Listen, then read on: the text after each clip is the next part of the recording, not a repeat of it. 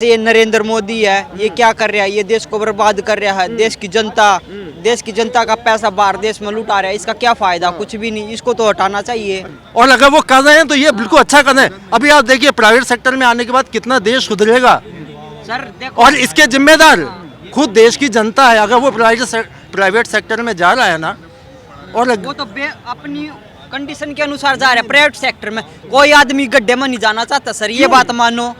तो वो क्यों नहीं मेहनत कर रहा है यार? मेहनत आप कर किसी भी डिपार्टमेंट में चले जाइए, सरकारी डिपार्टमेंट में एक दिन का काम 4 दिन में क्यों होता है? प्राइवेट सेक्टर में क्यों होता है जल्दी काम? प्रेशर नहीं उनके ऊपर इसलिए हो रहा है। तो कोई देखने वाला नहीं, वे तो सरकारी बटे हुए। अरे यार, तो सरकारी देखने वाला नहीं है तो क्यों नहीं है? तो हमारी आपकी जिम्मेदारी बन रही है क्या? 70 साल में बेरोजगारी थी, आज बेरोजगारी थोड़ी ना, 8 साल में बेरोजगारी नहीं हुई है। सर सोनू भाई, भारत जोड़ो यात्रा चल रही है। राहुल गांधी भारत भ्रमण पे निकले हुए कश्मीर में। एक नंबर की यात्रा चली हुई है। इससे बढ़िया कुछ काम नहीं हो सकता देश में। जैसे ये नरेंद्र मोदी है, ये क्या कर रहा है? ये देश को बर्बाद कर रहा है। देश की जनता का पैसा बाहर देश में लुटा रहा है। इसका क्या फायदा? कुछ भी नहीं। इसको तो हटाना चाहिए। अच्छा, कैसे देश बर्बाद हो गया?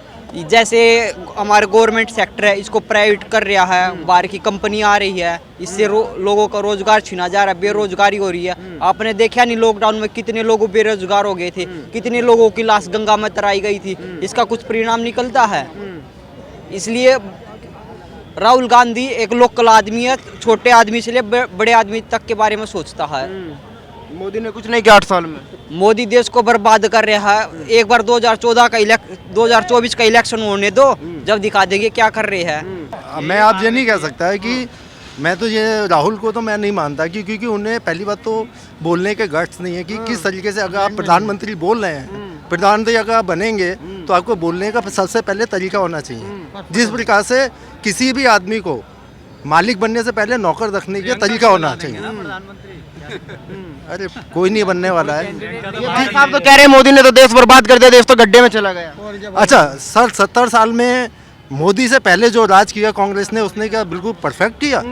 अगर परफेक्ट करता, अगर सबकी जेब भरी रहती थी, अब तो पैसा नहीं जेब में। वो तो पता चलेगा ना, वो तो पता चलेगा ना कि सर, वो तो पता चलेगा कि 70 सालों में कितनी जेब लोगों की भरी हुई थी। मैं तो ये पूछना चाहता हूँ कि 70 साल में कितनी भरी लोगों की जेब जो अब खाली हो रही है। वो गलत तरीके से कमाया हुआ पैसा था कि आप GST जमा नहीं करना है, टैक्स जमा नहीं करना है। क्यों नहीं करना है? ये कह रहे हैं कि सब चीज मोदी जी ने प्राइवेट कर दिया, रोजगार खत्म होता जा रहा है। सर प्राइवेट सेक्टर में क्योंकि आदमी सरकारी डिपार्टमेंट में, अब आप मुझे बता दो कितनी देर काम करता है? आधी देर। सर मेरी बात सुनिए, प्राइवेट सेक्टर में आदमी झक मरा के काम करता है। हाँ सर।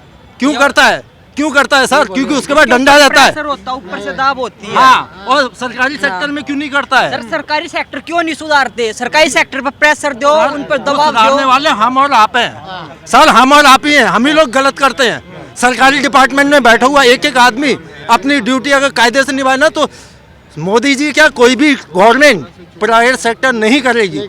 और अगर वो कर रहे हैं तो ये बिल्कुल अच्छा कर रहे हैं। अभी आप देखिए प्राइवेट सेक्टर में आने के बाद कितना देश सुधरेगा।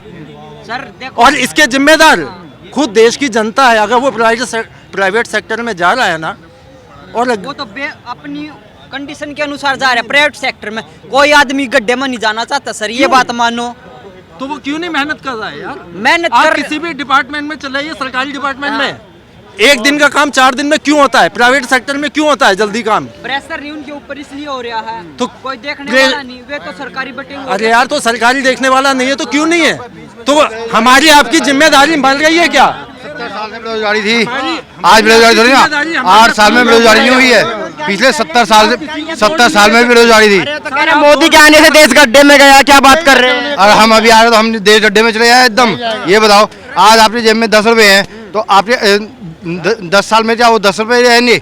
ये बताओ। या आज आपने जॉब ढूंढ ली है, आपके पास झोपड़ी में रहते हो और जॉब मिल गई आपको 50,000 की, आज आप महल खड़ा कर दो रे। लाल किला बेच दिया, सब अडानी अंबानी को बेचे जा रहे हैं। अडानी अंबानी का भला हो रहा है। पेट्रोल पंप तो सारे बेच दिए इन्होंने, बॉन्ड बना रखे हैं सबको और बॉन्ड बनाए जा रहे हैं। अगर देश की पॉपुलेशन बढ़ेगी, जो अगर एक नौकरियों का एक दायरा है, सीमित दायरा है, हर एक डिपार्टमेंट में अगर 10 जनों की जरूरत है तो आप 10 ही तो रख पाओगे ना।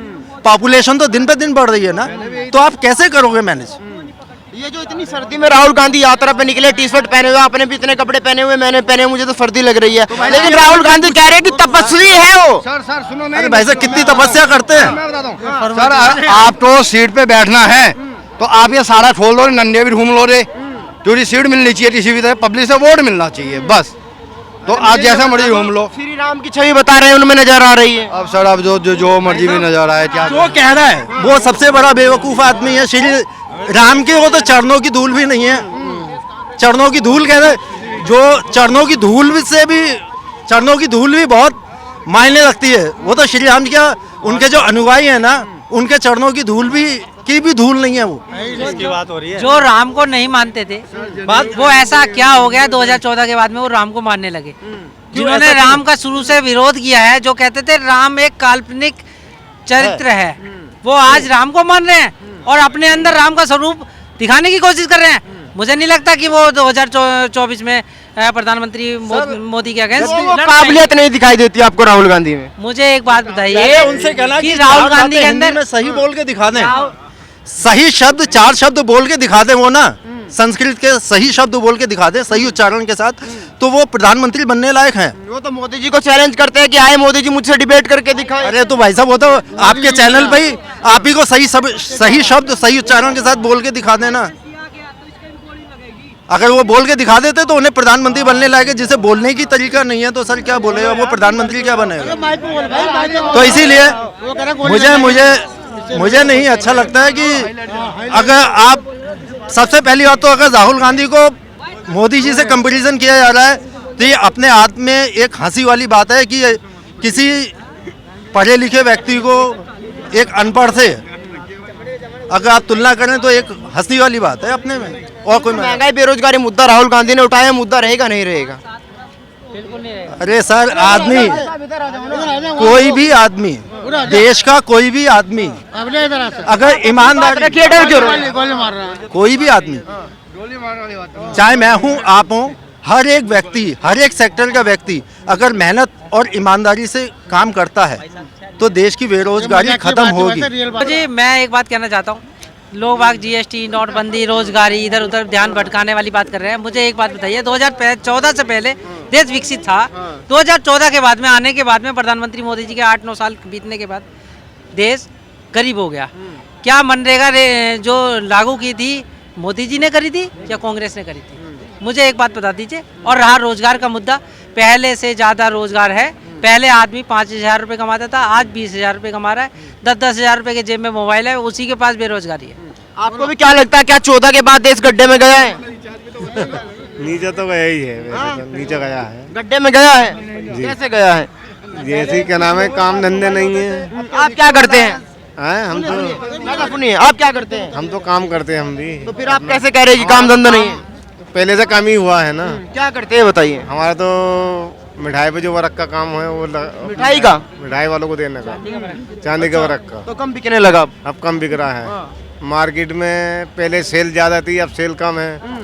फिर महंगाई ज्यादा हो रही है। नहीं सर, चांदी के बढ़त का सबसे बड़ा कारण ये है कि चांदी इतनी महंगी है।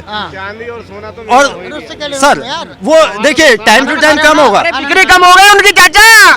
तो देखिए बिक्री कम होने का रीजन ही यही है कि जब चांदी का बढ़त पहले अगर 10 रुपए का मिलता था, आज 100 रुपए का मिल रहा है, तो कौन इस्तेमाल करेगा? अगर मिठाई के रेट 400 से सीधे 800 रुपए हो जाएंगे तब वो लगाएगा चांदी का बरक, नहीं तो वो आपका एल्युमिनियम का ही लगा के देगा। कह रहे पुराने दिन फिर से वापस आएंगे, सिलेंडर 500 में मिलेगा, पेट्रोल 100 से कम मिलेगा। सर कैसे, देखिए अगर कोई चीज सीमित है, जिसकी पैदावार सीमित है, तो उसके रेट वही है कि एक अनार 100 बीमार वाली है। कोई चीज सीमित है, उसकी खपत ज्यादा है, खपत हमें आपको कम करनी है ना। एक घर में चार स्कूटर हैं तो तेल के दाम तो वैसे ही बढ़ने हैं ना कि 4 जने स्कूटर, सबको अलग अलग चाहिए। ये तो आपको करना है कि भाई हम कैसे खपत को कम करें।